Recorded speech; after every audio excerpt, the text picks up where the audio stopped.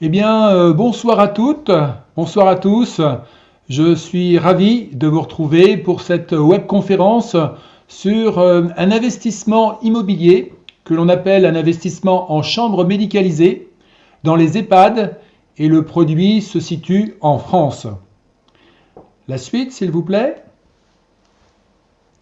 Donc voici le sommaire, un sommaire en 4 parties. Et donc je vous laisse lire le sommaire, mieux connaître, mieux comprendre, mieux choisir. Et une dernière partie, ce seront vos questions et mes réponses. Ce que je vous invite à faire, c'est de noter sur une feuille vos questions, puisque je vais vous apporter des informations tout au long de cette webconférence. Et s'il vous plaît, questionnez-moi à la fin de la webconférence. On y va ? Pour la première partie. Donc on va débuter cette partie, vous verrez, donc par un sondage, l'histoire de ma marque, et vous rappelez ce que c'est une chambre médicalisée et qui investit en chambre médicalisée. On y va. Mais sachez que cette webconférence va avoir véritablement un fil conducteur que l'on retrouve sur cette image, puisque je suis omnubilé au quotidien. J'ai une tâche véritable pour mes clients, c'est-à-dire que je suis omnubilé par la rentabilité de mes chambres médicalisées. Et quand je parle de rentabilité, c'est la rentabilité nette. Donc vous retrouvez les 5 grands avantages de mes chambres médicalisées, et ça sera véritablement, comme je vous le disais, le fil conducteur que vous allez retrouver durant toute cette web conférence. Donc on va commencer par un sondage. Je vais vous demander s'il vous plaît de publier votre commentaire en me donnant la réponse: quel est le montant de pension moyen d'une femme et également le montant de pension moyen d'un homme. J'attends votre commentaire, vous pouvez utiliser votre clavier et me donner votre réponse, s'il vous plaît. Allez, on se lance. Oui, c'est bien Bernadette. Vous êtes bien pour le premier montant, tout à fait, celui d'une femme. Un petit peu bas pour celui d'un homme. Vous n'êtes pas loin, mais c'est un peu plus haut, Bernadette, pour celui d'un homme. Donc, je vais vous donner la réponse. Le montant de pension moyen d'une femme, c'est 1 200 €. Et pour un homme, 1 900 €. Donc, on se rend compte qu'une fois de plus, il y a des disparités. On passe maintenant à l'histoire vraie, la marque Olivier le Rigoleur. Il faut savoir que au Moyen-Âge, mes ancêtres enrichissaient déjà les familles bretonnes en irriguant leurs champs avec un outil agricole qu'on appelle un rigoleur. Et en fait, un rigoleur, c'est un outil à 2 faces, une face pour creuser la rigole et l'autre face permettait de tasser la terre. Ça, c'était au Moyen-Âge. Maintenant, en 2024, je perdure la tradition de mes ancêtres, mais moi, j'enrichis les familles françaises. Je leur conseille en effet d'investir dans des chambres médicalisées et les loyers irriguent leur compte bancaire. Sachez que, comme je vous l'ai dit en introduction, je suis omnubilé pour faire gagner de l'argent à mes clients, et vous verrez un peu plus tard, mais les loyers de mes clients de leur chambre médicalisée vont rester sur le compte bancaire. Je ne veux pas que l'argent des loyers de mes clients sorte. Il reste sur leur compte bancaire. On va voir ça. Donc ma présentation, j'ai fait des études de fiscalité et de comptabilité. Toute ma vie, entre parenthèses, toute ma vie a été d'améliorer les conditions des femmes et des hommes. Dans un premier temps, je me suis occupé de la condition physique des femmes et des hommes dans le monde entier.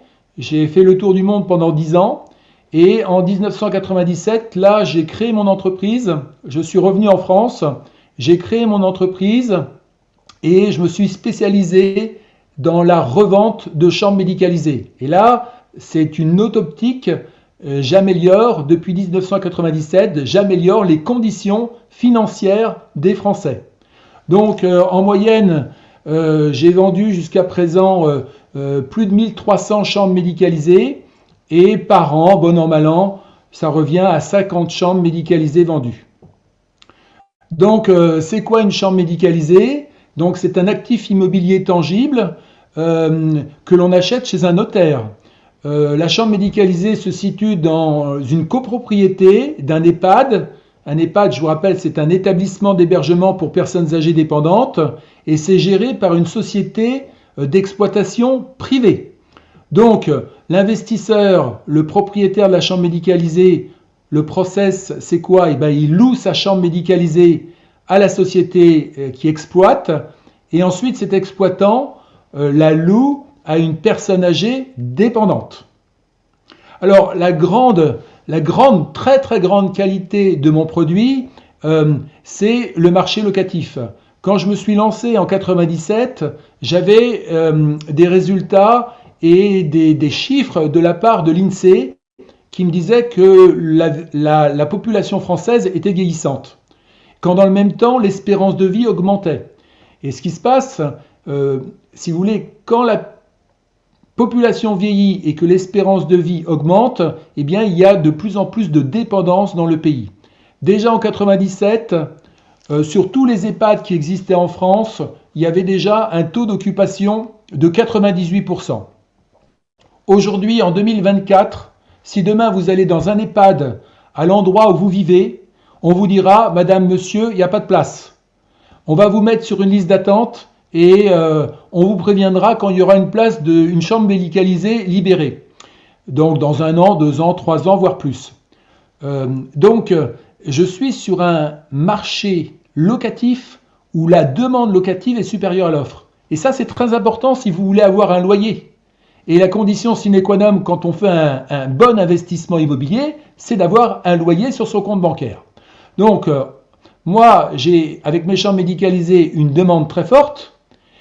J'ai des gestionnaires privés qui gagnent beaucoup d'argent à exploiter un EHPAD et en plus d'avoir un marché locatif très fort, ce gestionnaire privé va garantir à mes clients le loyer, contractuellement, dans un document qu'on appelle un bail.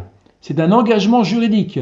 Que la chambre médicalisée soit occupée ou inoccupée, ce n'est pas le problème de mes clients. Ils ont leur loyer garanti tous les mois sur le compte bancaire. Voilà un des très gros avantages de mon produit et ce qui implique pour mes clients, eh bien mes clients dorment bien la nuit parce qu'ils sont sûrs, ils sont garantis de percevoir un loyer. Voilà, on passe à autre chose pour vous dire qui sont mes clients. Alors mes clients, ce sont soit des personnes en activité ou soit des retraités. Ma plus jeune cliente, c'est une jeune femme, elle a 22 ans, on y viendra après, je vais vous montrer un exemple d'investissement. Julie a 22 ans et mon client le plus âgé a 92 ans. 50% de mes clients sont retraités. Et mes clients viennent de partout, hein. Soit ils habitent en France dans l'Hexagone, soit dans les îles, soit dans les territoires d'outre-mer, les départements d'outre-mer. Même j'ai des clients qui sont expatriés dans le monde entier, au Brésil, en Irak, et ils achètent mes chambres médicalisées pour anticiper leur future baisse de revenus quand ils vont partir à la retraite. Et mes retraités, eux, ils achètent mes chambres médicalisées parce qu'ils veulent améliorer leur pouvoir d'achat lors de leur retraite.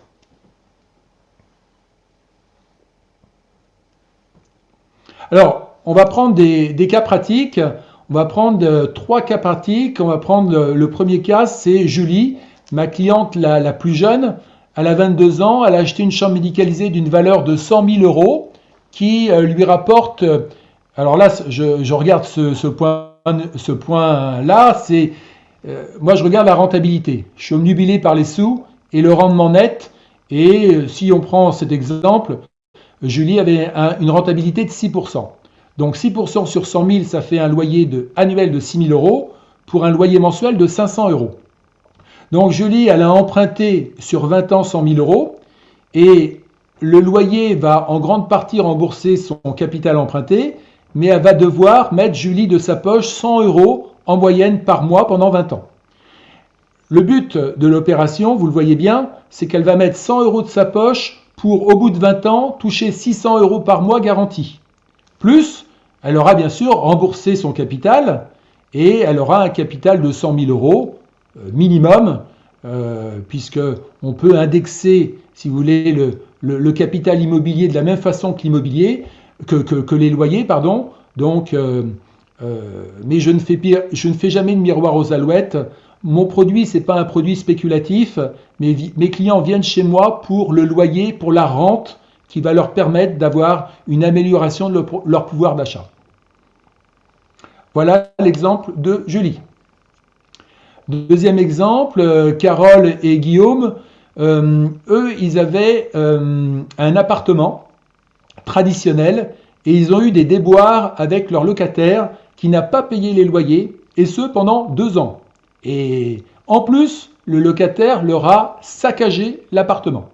Ils ont dû faire des travaux, ils ont mis la main à la poche, ils ont fait 10 000 à 15 000 € de travaux pour réhabiliter le bien, pour le revendre correctement sur le marché de l'immobilier. Et ce qui se passe, ils en ont eu assez, on le voit dans la première colonne, ils ont eu assez des loyers impayés, des charges, des travaux. Donc ils ont revendu. Et avec l'argent de la revente de leur appartement, ils ont acheté une chambre médicalisée. Parce que là, ouf, soulagement, les loyers, ils sont payés, il n'y a plus de charges, il n'y a plus de travaux. Donc ils ont racheté une chambre médicalisée depuis 2016. Et ce qui se passe, c'est que ce sont des clients, comme beaucoup de clients, ils achètent des chambres médicalisées pour augmenter leurs revenus, mais aussi certains sont dans une démarche de transmission, et eux, ils transmettront la chambre médicalisée à leurs enfants, parce que c'est cadeau pour les héritiers de transmettre une chambre médicalisée, parce que les enfants bénéficient des garanties locatives, pas de charges, pas de frais, et d'une fiscalité indolore sur les loyers. Et sachant qu'on sait très bien que les enfants des parents en 2024, les enfants auront encore moins de retraite que leurs parents. Donc c'est cadeau pour les enfants d'hériter d'une chambre médicalisée peut-être dans 10, 20 ans, 30 ans, avec le loyer qui aura augmenté, eh bien ça les aidera dans la vie, en tant que complément de revenu ou en tant que complément de retraite, tout ça en fonction de leur âge. Voilà pour ce deuxième exemple. Maintenant, le troisième exemple, c'est l'exemple de personnes âgées qui ont Francine à 80 ans, Michel à 90 ans. Alors, Francine n'a pas travaillé de sa vie. Souvent, vous avez des femmes, des épouses qui ne travaillent pas, qui restent au foyer pour élever les enfants. C'est beaucoup de travail, mais ce n'est pas rémunéré. Donc, ce qui se passe, c'est qu'il y a 10 ans d'écart entre Francine et Michel, et dans la logique des choses, Michel devrait partir avant Francine. Mais Francine n'aura que la pension de réversion de Michel. Du coup, ça sera une pension divisée par 2. Donc, elle ne va pas aller loin avec la pension de réversion de Michel, pardon. Et ce qui se passe, ce sont des clients qui avaient tout au long de leur vie, en tout cas la vie professionnelle de Michel, mis de l'argent de côté, notamment sur des contrats d'assurance vie. Et quand j'ai rencontré Michel quand il avait 85 ans, eh bien, ce qui se passe, c'est qu'il a bien vu que ces contrats d'assurance vie ne rapportaient pas beaucoup. Et justement, les rendements baissaient. Et il a fermé un premier contrat d'assurance vie pour m'acheter une chambre médicalisée en paiement comptant sa chambre médicalisée. Il a été très satisfait de l'investissement et il a fermé son deuxième contrat d'assurance vie, son troisième contrat d'assurance vie. Donc on voit dans le tableau qu'en 2014, quand ils ont débuté les investissements, ils avaient un loyer de 2 500 € par mois. Qu'en 2024, aujourd'hui, le loyer a été indexé. Il a augmenté de 20% le loyer sur 10 ans, parce que c'est contractualisé comme ça dans le bail. Il y a une indexation garantie des loyers de 2% par an, donc 20% sur 20 ans, sur 10 ans, et donc le loyer est passé de 2 500 à 3 000 €. Et si on se projette en 2034, dans 10 ans, peut-être que Michel, malheureusement, ne sera plus parmi nous, mais Francine, aura la pension de réversion de Michel et un loyer mensuel de 3 600 € qui lui permettra d'avoir une retraite confortable. Alors, ça, c'est pour vous parler. Je vous ai parlé de mes clients, mais mes clients, sachez qu'ils me notent. Voilà, mes clients me notent 9,7 sur 10. Aujourd'hui, j'ai plus de 100 avis et ils me notent par rapport à mon produit, mon conseil, mon accompagnement et mes honoraires. Et donc, mon cabinet a été sélectionné en 2022. J'ai rejoint le réseau des meilleures entreprises de France. Derrière ce réseau, vous avez un tiers de confiance, on le voit, qui s'appelle Plus que Pro, qui contrôle les notes de mes clients. Mes notes ensuite sont certifiées par une technologie blockchain et mes notes ensuite sont stockées dans les data centers de la Caisse des dépôts et consignations. Donc vous verrez à travers cette webconférence des avis de clients qui viennent prouver mes propos. Je ne suis pas dans mon activité commerciale dans une promesse commerciale. Je ne vais pas dire que mon produit est le plus beau et le plus rentable.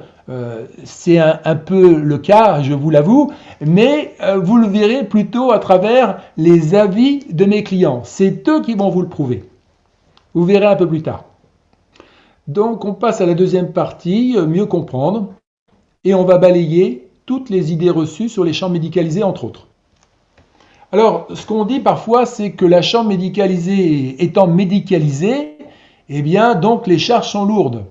Or, la chambre, elle n'est pas dans un hôpital, elle n'est pas dans une clinique, il n'y a pas des masques, il n'y a pas des tuyaux partout. Ce qui est médicalisé, c'est le lit médicalisé. Non, le lit est médicalisé, il est payé par la sécurité sociale, il est dans la chambre médicalisée. Et en termes de mobilier, il y a, pour votre information, un fauteuil de repos, une table de chaise, une commode et un meuble de rangement, qui sont la propriété de l'investisseur. Parce que l'investisseur fait un investissement meublé. Voilà. Mais en termes de charges, justement, c'est mon fil conducteur dont je vous parlais tout à l'heure. Moi, je sélectionne l'excellence. L'excellence en termes de rentabilité, je ne veux pas de charges pour mes clients. C'est le gestionnaire qui gagne beaucoup d'argent à exploiter les chambres médicalisées de mes clients qui va payer. Et il le met noir sur blanc dans un bail commercial. Donc il n'y a pas de charge chez moi, pas de frais de syndic, pas de frais de gestion, pas de frais d'assurance. Les travaux, eh bien, c'est le gestionnaire qui paye, les petits, les gros, les ravalements de façade, les remises aux normes. Mon client ne paye qu'une seule chose, c'est ce qu'on appelle la taxe foncière. Une taxe foncière en chambre médicalisée, c'est entre 200 et 300 euros annuels. Point à la ligne. L'argent d'un investissement immobilier, je considère qu'il doit rester sur le compte bancaire. Il ne doit pas sortir dans des poches diverses et variées. On passe à la deuxième. Alors, une chambre médicalisée est invendable. Alors, moi, je suis bien placé pour vous le dire, pour vous répondre, puisque je suis un spécialiste de la revente de chambres médicalisées. Mes 1300 clients ont tous acheté une chambre médicalisée appartenant à un précédent propriétaire. Votre chambre médicalisée, vous l'achetez en 2024. Si vous voulez la revendre en 2024, vous la revendez en 2024. Elle est liquide. Il y a un marché secondaire. Les Français achètent les chambres médicalisées pour tous les avantages déjà que je vous ai cités et le nouvel acquéreur bénéficie des mêmes avantages que le précédent. Les garanties de loyer, pas de charges, pas de frais. Et on verra la fiscalité après, où la fiscalité est indolore. Même je peux en parler un peu, c'est-à-dire que vous encaissez un loyer, vous le déclarez, mais le loyer est non imposable. Pas d'impôt sur les loyers, pas de prélèvements sociaux. Ça pendant quelques années, et ensuite très peu d'impôts durant des dizaines d'années. Parce que quand vous investissez dans une chambre médicalisée, vous amortissez la chambre médicalisée et les amortissements vont venir en déduction de vos loyers, vont diminuer le résultat. Et l'amortissement, il ne va pas se faire sur 1 an, il va se faire sur 50 ans. Donc, en termes de fiscalité, quand vous revendez, eh bien, l'investisseur qui vous rachète votre chambre médicalisée va également bénéficier des mêmes avantages fiscaux que vous. Donc, la chambre est liquide à tout moment. Voici un exemple d'un client. Je vous laisse lire. C'est un client qui m'a acheté une chambre médicalisée en 2022 et il a voulu aider sa fille qui, avec son compagnon, voulait acheter une habitation principale. Et pour aider son enfant, il a revendu sa chambre médicalisée. Il me l'a confié, je lui ai revendu sa chambre médicalisée en 2 mois et on l'a revendu au même prix qu'il l'avait acheté. Il avait amorti au passage les frais de notaire et mes frais d'agence, mes commissions. D'accord. Donc c'est pour vous montrer que le produit est liquide, qui se revend rapidement. Alors bien sûr, rapidement, à condition d'avoir un bon produit. Si vous avez un nanar, permettez-moi l'expression, si vous avez un produit médiocre, un produit nanar, c'est clair que vous allez garder longtemps sur les bras. Mais moi, j'ai l'excellence. L'excellence avec des fortes rentabilités, pas de charges, pas de frais, comme je vous l'ai dit, et une fiscalité avantageuse. Donc, le produit se revend très rapidement. Alors, l'avantage fiscal, on en parle de la fiscalité, l'avantage fiscal pourrait être arrêté. Alors, il faut savoir que le dispositif fiscal dont bénéficient mes clients s'appelle le statut de loueur en meublé non professionnel. Les Français connaissent beaucoup les revenus fonciers de droit commun, ceux qui sont confiscatoires. Moi, mes clients n'ont pas de loyer, n'ont pas d'impôts confiscatoires parce qu'ils ne payent pas d'impôts et très peu. Et ça depuis 1949. D'accord ? Et depuis 1949, l'État n'a jamais cessé ce dispositif fiscal. Parce que on est sur une notion d'amortissement. Et l'amortissement, eh ben, vous l'avez partout, l'amortissement. Vous l'avez dans les commerces, vous avez chez les agriculteurs, dans les entreprises. Dès que vous achetez un équipement, dès que vous achetez un immobilier, eh bien, vous passez ça dans votre comptabilité et vous utilisez ces amortissements pour toujours déduire le résultat de votre entreprise. Donc, si l'État arrête l'amortissement, ça va être la zizanie dans le pays. Ça, c'est la première chose. Et puis, deuxième chose, l'État français a besoin des investisseurs privés pour acheter des chambres médicalisées. Je vous rappelle que notre pays, vous le savez aussi bien que moi, est en faillite. Nos finances publiques ne sont pas bonnes. Donc, on fait appel au privé pour construire des EHPAD, les exploiter, et il y a un deal entre l'État. Voilà, tu achètes une chambre médicalisée, en contrepartie, tu réponds à une demande locative, et Dieu sait si elle est forte, je vous en ai parlé tout à l'heure. Eh bien, en contrepartie, vous permettez à une personne âgée de vivre dans un EHPAD, et elle en a bien besoin, elle est sécurisée, et en contrepartie, vous bénéficiez d'une fiscalité très avantageuse sur les loyers. Donc, dans mon produit, chambre médicalisée, vous augmentez vos revenus, mais pas vos impôts.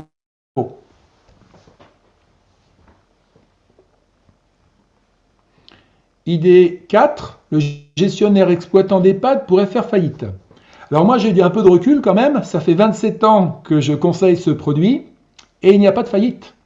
Et il n'y a pas de faillite, je vous en ai parlé un petit peu, c'est dû au marché locatif. On est sur un marché locatif où la demande est supérieure à l'offre. Quand dans le même temps, il y a un numerus clausus par rapport aux EHPAD. En France, vous avez 7500 EHPAD, vous ne pouvez pas en avoir 7501. On marche sur la tête. Donc ça veut dire que vous avez un taux d'occupation de 100% 12 mois de l'année. Et il faut savoir qu'un EHPAD, ça génère en moyenne 3 millions d'euros de chiffre d'affaires. Et moi, je regarde le bénéfice. Et là, le bénéfice, il est de 300 000 euros. Les taux de rentabilité, les ratios de rentabilité en EHPAD, ce sont les plus hauts en France dans l'immobilier en résidence avec service et l'immobilier d'investissement. Vous avez des taux de profitabilité de plus de 10%, c'est énorme. Donc les gestionnaires ne font pas faillite. Dans mon produit, quelqu'un qui investit en 2024 a une visibilité économique d'au moins 50 ans. Petit exemple, les gens qui vivent dans les EHPAD, ce sont des personnes qui ont 85 ans et plus. 85 ans et plus. En 2030, c'est demain 2030, dans 6 ans, eh bien, ces personnes de plus de 85 ans, leur nombre en France va doubler. Qu'est-ce qu'on fait? On ne construit pas d'EHPAD, ça coûte trop cher. D'accord? Donc, vous voyez bien qu'on est sur un marché locatif exponentiel. C'est très bon pour les gestionnaires, ils ne font pas faillite, et c'est très bon pour les investisseurs parce que ça va leur permettre d'avoir un loyer garanti, pérenne dans le temps. Idée reçue numéro 5, une chambre médicalisée est trop chère. Donc moi, mon rôle est de sélectionner les chambres médicalisées. Actuellement, j'ai des chambres médicalisées au prix de 90 000 €, le prix d'un studio, avec un rendement en face entre 6 et 7 %. Parce que c'est ça que je regarde. Je regarde le rendement net. Les banques ne prêtent pas pour ce genre de biens. Aussi que les banques prêtent. Alors bien sûr, les banques, elles prêtent aux fourmis. Si on est cigale et si le 20 du mois, on est dans le rouge dans son compte bancaire, ça, c'est vrai que malheureusement, la banque, mais elle est comme ça, la banque, hein, elle ouvre le parapluie, elle ne va pas prêter aux cigales. Par contre, si la personne qui fait un emprunt a une démarche d'épargne et a un CDI, si elle est salariée, même des CDD, j'ai déjà vu, la banque prête. Parce qu'elle prête, parce que le loyer est garanti. La banque sait que son échéance de prêt va être remboursée parce que le loyer est garanti contractuellement. Ça, c'est la première chose. Et sachez une chose, que beaucoup de banques françaises sont au capital des gestionnaires privés de résidences médicalisées. Je vous ai parlé de chiffre d'affaires, je vous ai parlé de bénéfices. Les banques, elles vont aux endroits où il y a des dividendes, où elles gagnent de l'argent. Donc, pour ces raisons, les banques prêtent pour ce type d'investissement.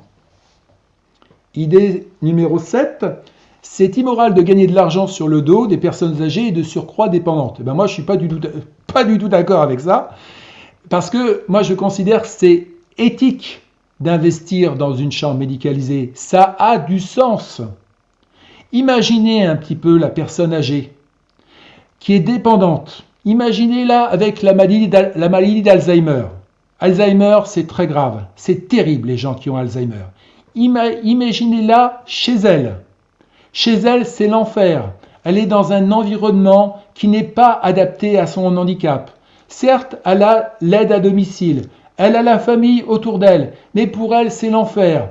Elle est dangereuse pour elle-même. Elle est dangereuse pour son environnement. Donc, lui permettre, un investisseur qui achète une chambre médicalisée et qui permet à une personne âgée dépendante d'aller vivre dans un EHPAD, eh bien ça a du sens. C'est éthique. Idée. Alors pourquoi vous n'avez jamais entendu parler de cet investissement? Tout à fait. Déjà, primo, c'est un investissement immobilier qui est uniquement commercialisé par des indépendants. Si demain vous allez dans une banque, jamais une banque va vous parler de chambre médicalisée, ni un assureur. On a au tout début, nous, parce que je faisais partie de l'aventure, on a eu une exclusivité qu'on a négociée pour commercialiser les chambres médicalisées. Ça, c'est la première chose. Et également, si vous n'en avez jamais entendu parler, c'est parce que pendant une dizaine d'années, on a vendu nos chambres médicalisées uniquement à des investisseurs qui investissaient minimum 500 000 €. Dans le cadre d'un statut fiscal qui est au-dessus du loueur en meublé non professionnel, qui est pour moi ce qu'on appelle, moi j'appelle ça l'excellence patrimoniale, c'est le loueur en meublé professionnel. Voilà. Mais depuis 2008, moi je suis très content parce que je peux proposer mes chambres médicalisées à tout à chacun, à tous les âges, surtout à toutes les catégories socio-professionnelles. J'ai des clients qui ne payent pas d'impôts, j'en ai qui en payent beaucoup, mais ce n'est pas le problème. L'avantage de mon produit, c'est surtout un loyer entre 500 et 1000 €, sans charge, sans frais, et tout le monde en profite. Tout le monde en profite. Et c'est ça qui me plaît beaucoup, c'est mon moteur, et moi, ma volonté, c'est d'améliorer le pouvoir d'achat des Français. C'est ça qui me motive tous les jours. Alors, à présent, on va faire un comparatif. Tiens, on va faire un comparatif sur les différents supports retraite. Donc, tout en haut, vous voyez 4 produits, la chambre médicalisée, un appartement ou une maison. On est dans ce qu'on appelle l'immobilier nu. À côté, vous avez les SCPI, ce qu'on appelle la pierre papier. Et dans la dernière colonne, un produit financier qu'on appelle l'assurance vie. Et on est sur un fonds euro. Bon. Ce qui se passe, c'est que sur la colonne de gauche, vous avez différentes notations. On part sur les rendements actuels, que vous voyez à l'écran, le rendement brut, on va partir d'un rendement brut, parce que ce qui est important, ce que je vais vous dire là par rapport à ce premier tableau, demain, si vous faites un investissement ou un placement, ne raisonnez pas brut, jamais, jamais. Raisonnez net. Qu'est-ce qui reste sur le compte bancaire à la fin? C'est comme ça qu'il faut compter, d'accord? Il faut éviter de rêver. Hein. Les chimères, c'est pas pour nous. Bon, donc rendement brut en champ médicalisé 6,50. L'immobilier traditionnel, vous voyez, on est à 7%, SCPI 7% et un fonds euro en 3%. Bon. Sur le côté gauche, vous avez les charges inhérentes à ces investissements et placements et également la fiscalité, parce qu'il ne faut pas oublier la fiscalité. D'accord ? Vous savez qu'en France, en fonction de vos revenus et des parts fiscales de votre foyer, on vous attribue ce qu'on appelle un taux marginal d'imposition. Vous en avez 4, 11%, 30%, 41% et 45%. Là, pour l'exemple, j'ai coupé la poire en deux et je suis parti sur un taux marginal d'imposition à 20%. On le voit tout en bas. Bon. Que voit-on ? On voit que déjà, au niveau de la chambre médicalisée, ce qui est très important, c'est que le loyer est garanti. Ce qui n'est pas le cas pour les 3 autres produits. Autre chose qu'on voit également au niveau de la chambre médicalisée, et on fait le comparatif, il n'y a pas de charge, il n'y a pas de frais, il n'y a pas de travaux. Alors que quand vous êtes sur les autres produits immobiliers traditionnels ou SCPI, qui est de la pierre-papier, et où dans les deux colonnes vous êtes en revenu foncier, hein, et bien là, pour le coup, là vous avez des charges, vous avez des frais, vous avez des travaux. Et ces travaux, charges et frais vont venir en diminution du rendement brut. Pareil pour l'assurance vie. L'assurance vie, il n'y a pas de travaux, bien sûr, mais il y a des frais de gestion. Bon. Parce que, avant de déterminer un rendement net, il va falloir enlever toutes les charges, tous les frais. Et on dit qu'on a un rendement net avant impôt. Parce que, bien sûr, l'administration fiscale va se servir. En champ médicalisé, l'administration fiscale ne prend rien. Il n'y a pas de prélèvements sociaux, il n'y a pas d'impôts. Par contre, quand vous êtes en revenu foncier ou en SCPI, là, l'administration fiscale se souvient de vous. Et là, vous payez des prélèvements sociaux et des impôts. Et là, j'ai pris l'exemple à 20% de taux marginal d'imposition. En assurance vie, vous ne payez que des prélèvements sociaux. Alors, ce qu'il faut regarder, c'est la ligne du bas, le rendement net. En champ médicalisé, vous débutez à 6,50, mais vu que vous n'avez pas de charges, pas de frais, pas d'impôts, eh bien vous avez un rendement net de 6,50. Alors que dans l'immobilier traditionnel, en revenu foncier ou en SCPI, vous passez de 7% à 2,80, soit une chute de 60%.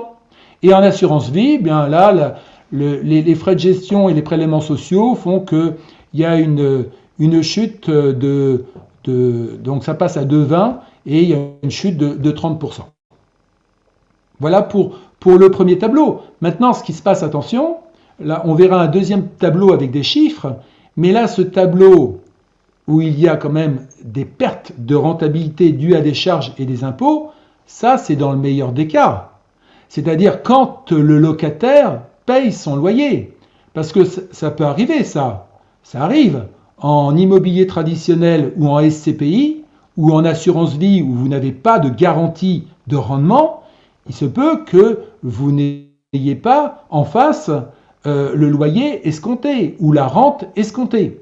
Donc, quand vous n'avez pas de loyer sur votre compte bancaire parce que le loyer est impayé, là, ce n'est pas moins 60% de perte de rendement. C'est moins 100%, plus les charges à payer, plus les frais de syndic, plus les travaux. Et là, ça fait mal au portefeuille. D'accord ? Alors que la chambre médicalisée, vu que le loyer est garanti, c'est ça le plus important. Dans mon produit, le plus important, c'est que le loyer soit garanti, quelle que soit la vacance. Et ça, c'est très important. Et ça permet à mes clients, je peux vous assurer, on le lit de toute manière dans les témoignages de mes clients dorment bien la nuit. Ils sont sereins. On voit le deuxième tableau avec les chiffres. Sachant que pour ces deux tableaux, je suis parti sur une base de capital de 100 000 euros. Donc là, on voit bien dans la première ligne, en fonction des rendements qui sont les mêmes, quand vous avez bien sûr un capital de 100 000 euros et que vous avez 6,50 de rendement en chambre médicalisée, ça vous fait un loyer de 6 500 euros. Et je vous laisse faire le calcul pour les autres produits. Là, on revient aux chiffres, c'est la même démarche en termes de calcul, il se passe exactement la même chose. Et là, on voit le loyer du départ et le loyer de la fin. Alors, petite parenthèse technique, parfois les gens me disent « mais oui, je vais prendre une assurance ».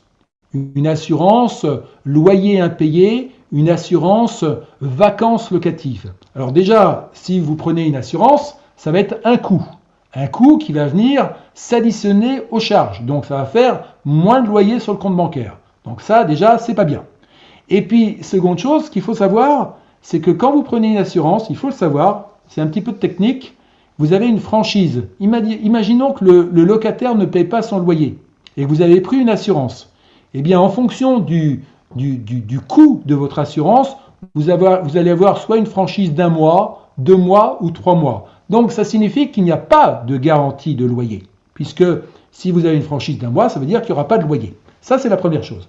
Et puis, deuxième chose, il faut savoir qu'un assureur, à tout moment, il peut vous dire « stop, vous arrêtez de me payer votre assurance. Parce que moi, assureur, je ne veux plus payer à la place de votre locataire. Donc, il annule votre assurance. » Donc tout ça pour vous dire que les assurances, je ne veux pas critiquer les assurances, mais c'est un fait. Vous l'avez déjà peut-être constaté, les assurances aiment bien collecter, encaisser de l'argent, mais décaisser, ils détestent. Donc du jour au lendemain, vous pouvez avoir payé une assurance et votre assureur vous dire « stop, on annule le contrat d'assurance ». Donc tout simplement pour vous dire qu'il n'y a aucune garantie locative quand vous faites un immobilier traditionnel ou une SCPI. Voilà pour ce deuxième tableau avec des chiffres. Donc là, c'est un client qui témoigne, qui nous dit, voilà, nous voilà maintenant propriétaires de 3 chambres médicalisées depuis début 2021, grâce au conseil très avisé de Monsieur le Rigoleur. Il a su nous convaincre, au fil de ses arguments, à investir dans ce secteur bien plus rentable fiscalement qu'une location immobilière traditionnelle. Le studio que nous louons par ailleurs s'avère être bien moins rentable en fin d'année. Nous tenons vivement à remercier.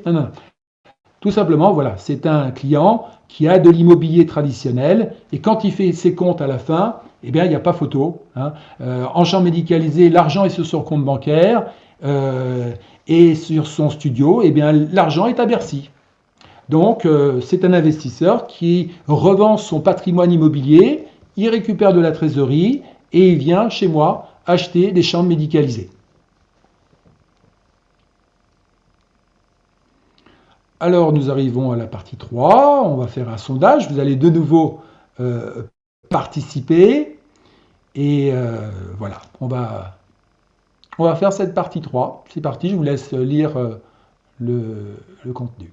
Donc là, je vais vous demander de participer. Et je vous aide un petit peu parce que je vous en ai parlé un petit peu avant. À votre avis, combien faut-il investir en chambre médicalisée pour obtenir 1 000 € par mois net de revenus supplémentaires? À vos claviers, je regarde vos réponses. Merci.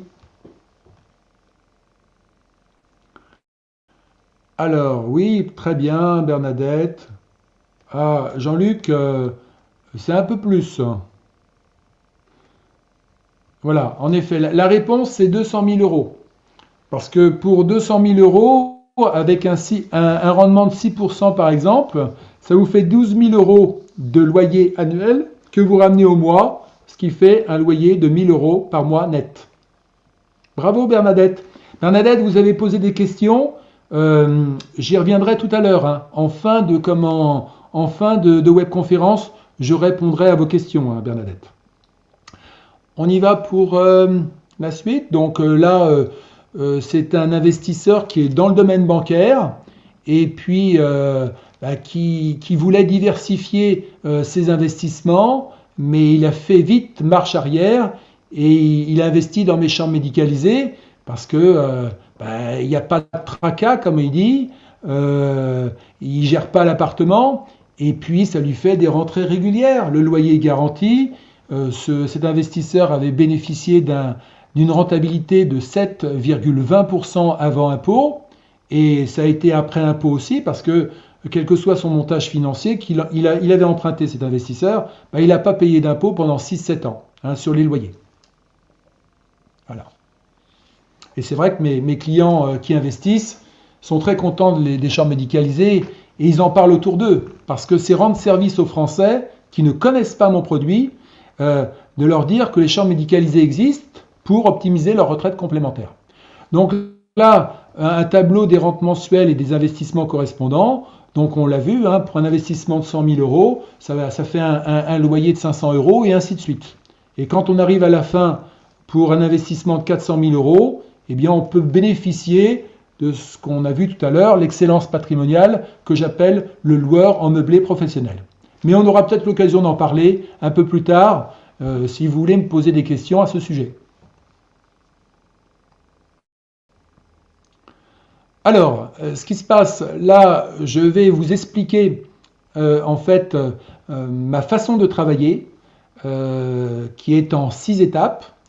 Je vais vous proposer aussi, si vous le souhaitez, à l'issue de cette webconférence, on pourra reprendre contact de façon à ce que je vous réalise un dossier personnalisé, gratuit, en fonction de vos attentes. Mais là, il faut qu'on échange. Et puis, si vous avez le bonheur d'investir dans une chambre médicalisée et grâce à cette webconférence, on a fait connaissance, eh bien, j'aurai le grand plaisir de vous offrir 5% des frais de notaire. On va voir à présent ma façon de travailler, parce qu'elle est bien particulière. Donc, il y a une première prise de contact. À l'issue de la prise de contact, je vous fais un dossier personnalisé, une simulation financière, combien ça coûte, combien ça rapporte, les frais de notaire, le montant de la taxe foncière, où est la chambre médicalisée, qui est le gestionnaire privé de la chambre médicalisée. Vous réceptionnez ce dossier personnalisé et ensuite, eh bien, je reviens vers vous pour vous conseiller, vous accompagner dans votre réflexion parce que vous aurez beaucoup de questions à me poser. Si vous vous positionnez et vous mettez une option, eh bien, ensuite, c'est la démarche de tout achat immobilier. C'est-à-dire qu'il y a une signature d'un compromis de vente et 3 à 4 mois après la signature du compromis de vente, vous passez chez le notaire, chez votre notaire par exemple, et il y a la signature notariée. Et ce qui est bien avec mes chambres médicalisées, vu que mes chambres médicalisées sont sur le marché secondaire, ça veut dire que quand vous passez chez le notaire, vous commencez à encaisser les loyers. Ça, c'est très intéressant. Votre argent travaille tout de suite. Et le 6e point, c'est mon conseil. C'est-à-dire que je considère que c'est pas parce que vous êtes passé chez le notaire que notre relation est terminée. Bien au contraire. J'ai mis en place le service accompagnement avant-après-vente, mon SAAV, où vous pouvez m'appeler du lundi au samedi de 10h à 20h et vous pouvez me poser toutes les questions juridiques, comptables, fiscales, sociales, patrimoniales, successorales. Je fais ça gratuitement, au mieux de vos intérêts et je suis disponible pour vous. Ma démarche, c'est de sélectionner les chambres médicalisées dans le domaine de l'excellence en termes de rentabilité, mais pas que. Il y a quand même de l'emplacement, il y a quand même, la qualité du bâti, parce que ça reste un produit immobilier. Donc il faut une qualité de produit immobilier, mais aussi, ce qui se passe, moi je suis là pour vous conseiller et répondre à toutes vos questions. Voilà pour ma méthode d'accompagnement. Voilà un résumé d'un client qui, c'est vrai, aujourd'hui dans notre société, il le dit, dans ce monde de la vente-achat de biens immobiliers, il est vraiment très rare d'avoir la chance de rencontrer une personne sur laquelle on peut avoir un tel niveau de confiance, aussi bien au niveau de l'offre que de la réalisation de l'acte, du suivi après l'acquisition. Des problèmes pouvant être rencontrés avec le bailleur, le client a voulu dire le gestionnaire, le preneur, peu importe, et nous avons eu des conseils judicieux et bénéfiques. Je me mets en cadre pour mes clients. Mes clients, c'est main dans la main depuis 27 ans. Et puis, c'est normal, je leur dois tout. Et je suis là pour vraiment répondre à toutes leurs questions. Mes clients et mes prospects. Alors, pour me contacter, si demain vous souhaitez de plus en plus d'informations, me poser des questions, vous souhaitez un dossier personnalisé, eh bien, vous avez mes coordonnées à l'écran. Voilà.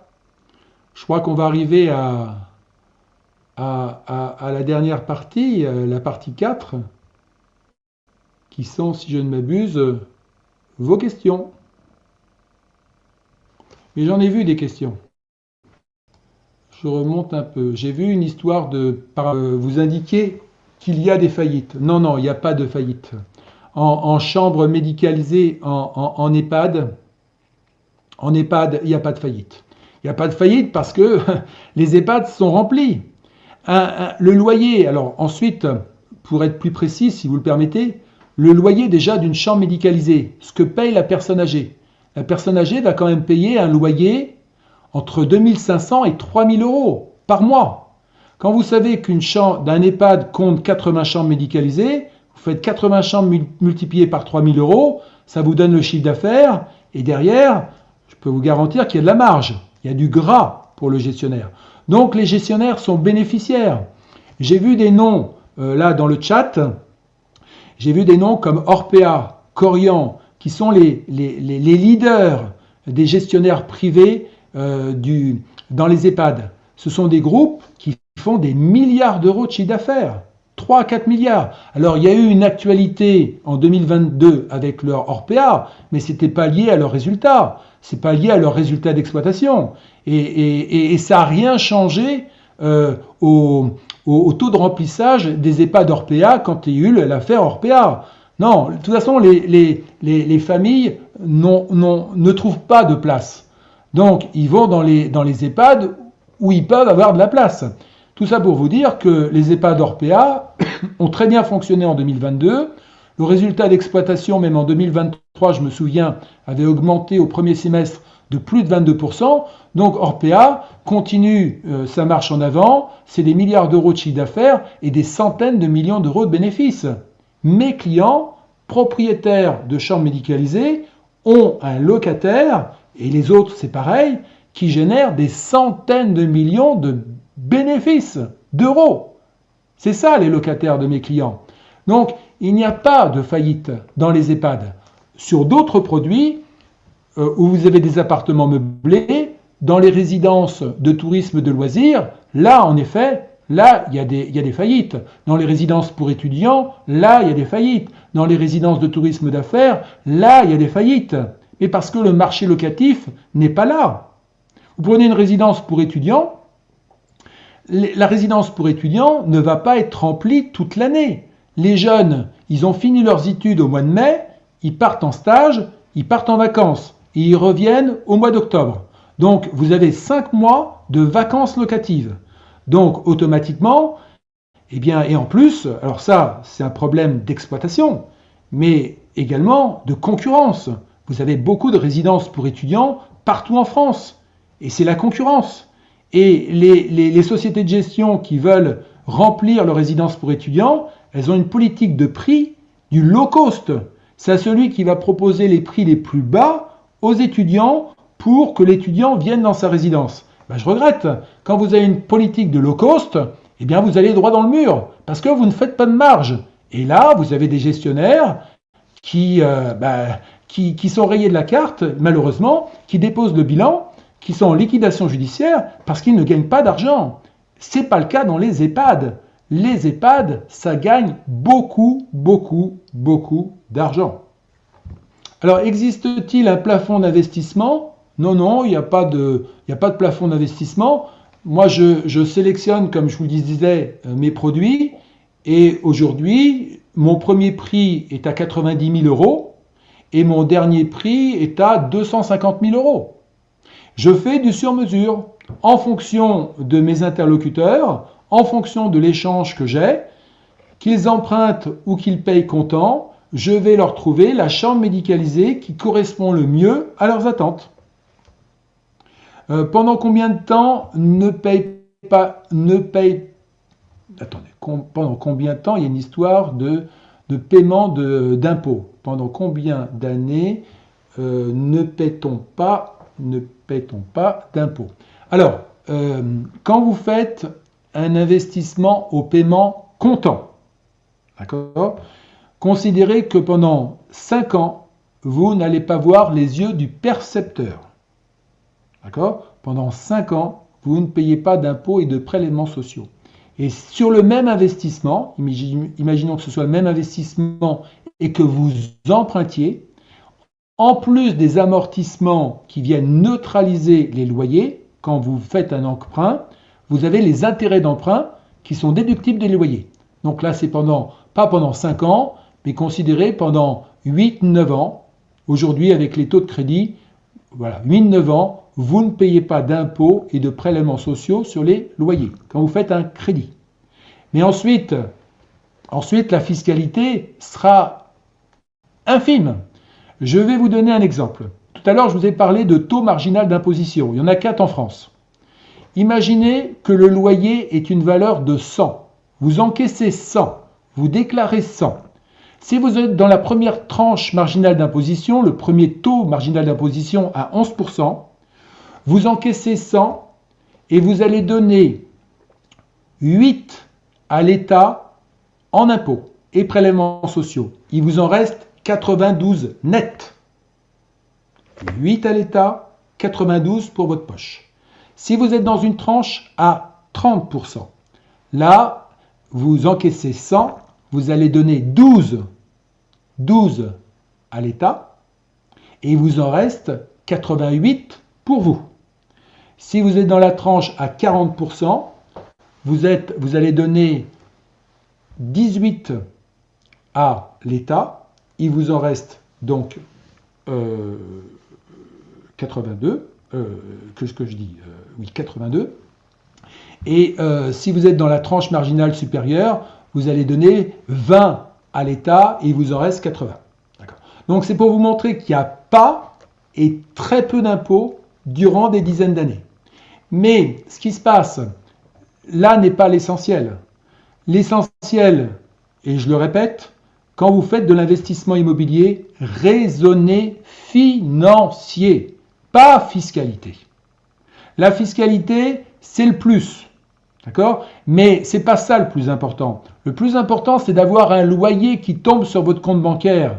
Et si de surcroît, il est garanti, eh bien c'est tant mieux, et c'est tant mieux avec mes champs médicalisés.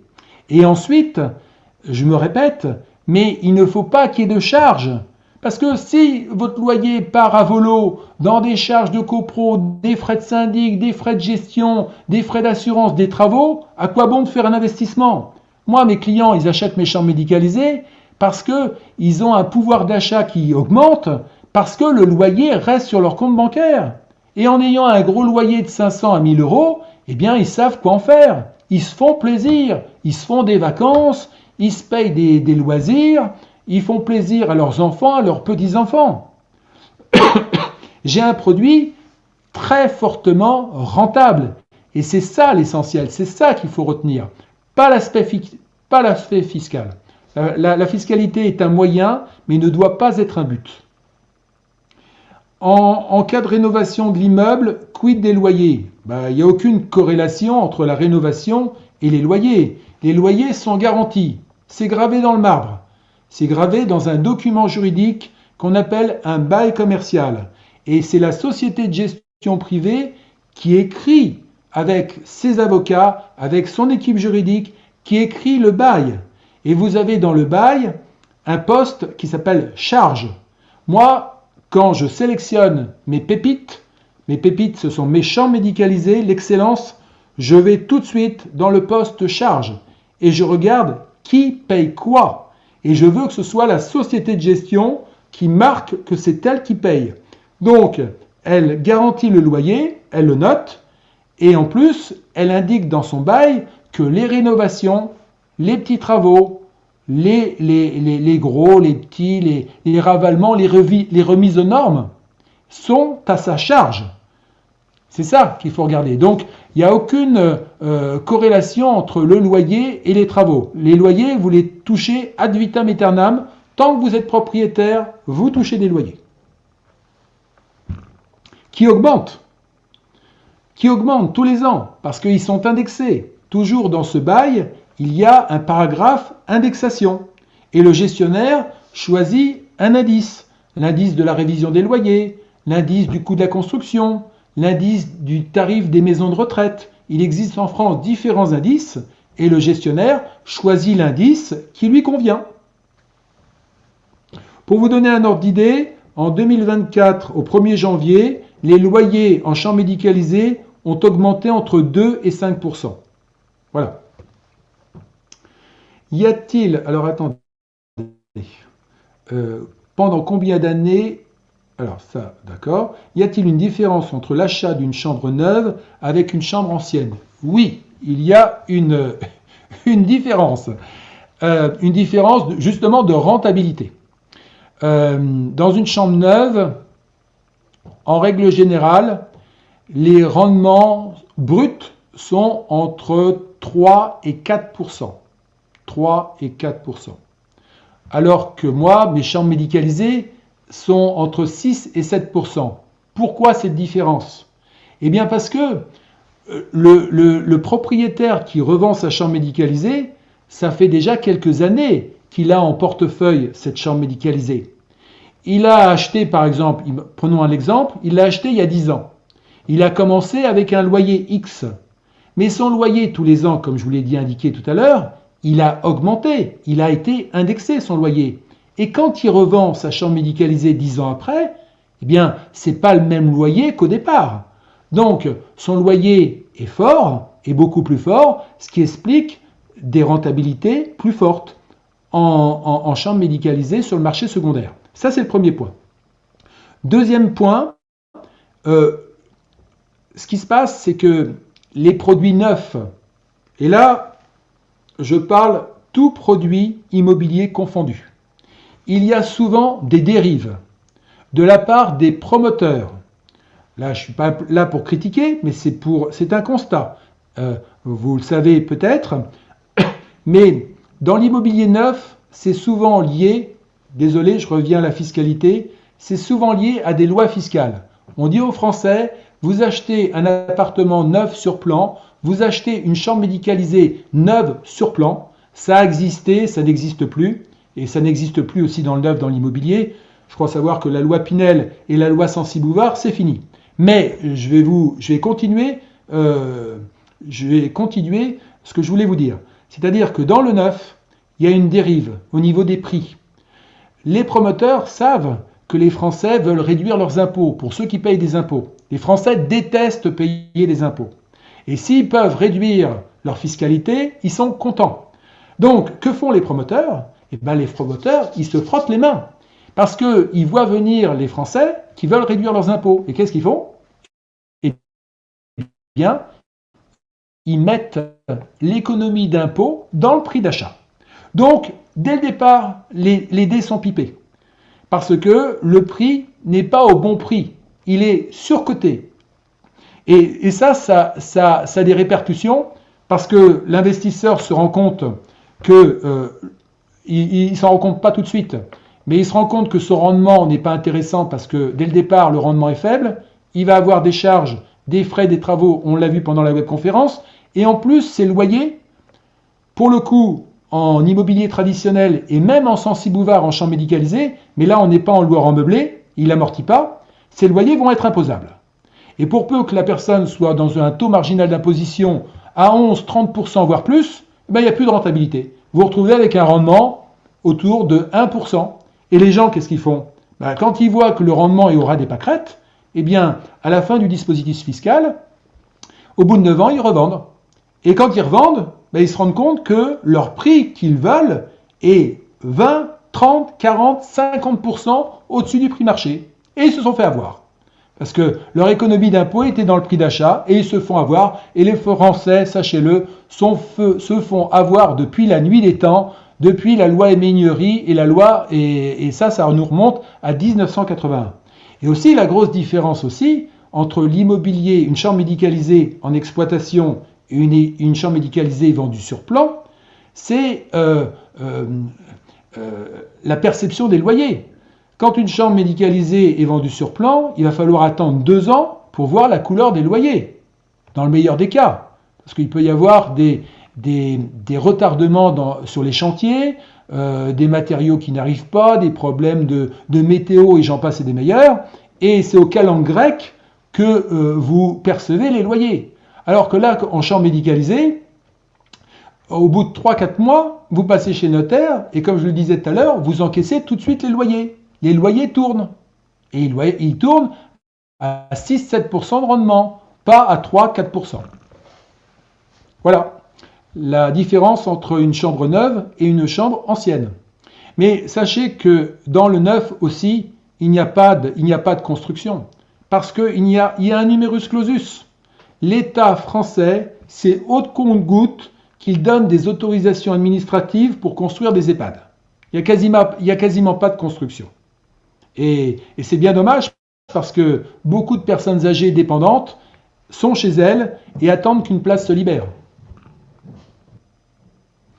J'ai entendu dire qu'une chambre médicalisée en EHPAD peut combler mes trimestres manquants pour mes cotisations retraite. C'est vrai ? Alors oui, c'est vrai, mais à condition d'acheter plusieurs chambres médicalisées, d'atteindre un montant de loyer annuel d'au moins 23 000 euros. Il faut en fait deux aspects. Il faut 23 000 euros de loyer annuel et il faut que les revenus du foyer fiscal soient 2 fois supérieurs à ces revenus de 23 000 euros. Donc, pour résumer, si un foyer a 46 000 euros de revenus et qu'il a 23 000 euros de revenus liés à l'investissement de ces chambres médicalisées annuelles, il peut bénéficier du statut LMP. Et là, en bénéficiant du statut LMP, il va avoir une couverture maladie parce qu'il va cotiser. Il va cotiser dans le cadre de son investissement. Il va avoir un statut social. Il va avoir une couverture maladie. Et il va pouvoir cotiser pour sa retraite. Donc, récupérer des annuités. Ces annuités de cotisation, il va les ajouter avec ses annuités de son activité précédente quand il travaillait, pour les additionner et avoir une retraite à taux plein. Mais il va faire ça sans travailler. Pour votre information, j'ai des investisseurs avec lesquels j'ai une stratégie patrimoniale. Ils ont 30 ans aujourd'hui, 35, 40 ans, et on a l'objectif d'atteindre le statut LMP. Pour, non pas, mes clients, j'ai des clients qui ne veulent pas travailler au-delà de 70 ans. J'ai des clients qui font des longues études. Ils arrivent sur le marché du travail, ils ont 28 ans. S'ils font 28 plus 44 annuités, ça signifie qu'il faut qu'ils travaillent jusqu'à 72 ans pour avoir une retraite à taux plein. Et ils ne veulent pas. Ils veulent profiter de la vie. Donc, ils achètent des chambres médicalisées, ils atteignent le statut LMP et ils arrêtent de travailler à 50 ans. Et ils ont assez de loyers mensuels, ils ont plusieurs milliers d'euros sur leur compte bancaire qui leur permettent d'être à l'aise confortablement. Ils ont utilisé le levier du crédit. Pour la plupart, ils ont emprunté, la banque leur a prêté, ils ont remboursé le crédit à travers les loyers. Eux, ça a été indolore financièrement, mais ils arrêtent de travailler à 50 ans. Oui, je vous confirme, vous pouvez récupérer des trimestres en investissant dans des chambres médicalisées.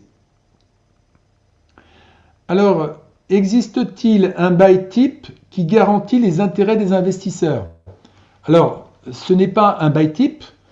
Tous mes produits, toutes mes chambres médicalisées ont un bail qui leur est propre.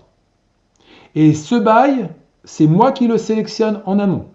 Parce que sur le marché des secondaires des chambres médicalisées, ou même si on extrapole dans le neuf, tous les baux sont différents. Parce que le gestionnaire n'écrit pas le bail de la même façon que ce concurrent, l'autre concurrent gestionnaire. Donc, tous les baux sont différents, il n'y a pas le même contenu d'un bail à l'autre. Et c'est mon rôle, en tant que spécialiste, de savoir bien lire le bail et de le sélectionner dans l'intérêt, bien sûr, de mon client, de mon investisseur, et pour qu'il ne paye pas de charges et de frais. Donc, il n'y a pas de bail type, c'est du cas par cas. Mais pour reprendre votre question, dans le bail garantit le loyer, ça c'est un des points d'achoppement de ce bail, et donc c'est l'intérêt de l'investisseur d'avoir d'un loyer garanti, et ensuite son intérêt c'est de ne pas payer de charges, pas de frais, et tout ça c'est marqué noir sur blanc. Et dans le cadre de ma transparence, quand je fais un dossier personnalisé et que je l'envoie à mes investisseurs, je l'envoie le bail. J'ai rien à cacher. Au contraire, je l'ai sélectionné et j'ai la preuve factuelle que ce que je vous ai dit, eh bien vous le retrouvez écrit dans le bail. De toute manière, dans mon investissement immobilier, le document, on parle de document, le plus important, c'est le bail commercial. D'autres questions? C'est bien, vous posez plein de questions, c'est super, j'adore. Jean-Luc, Bernadette, avez-vous d'autres questions? Sarah? Non, apparemment. Donc, je vous remercie à toutes et à tous pour votre participation. Ça a été interactif, c'est très bien. Donc, je reste à votre disposition. Vous avez mes coordonnées. Donc, je suis à votre disposition pour échanger. Voir ensemble quels sont vos projets, quels sont vos objectifs, et en fonction de cet échange, eh bien, je réaliserai un dossier personnalisé au mieux de vos intérêts financiers dans la transparence. Voilà, à bientôt, je souhaite une excellente soirée et au plaisir d'échanger. Au revoir.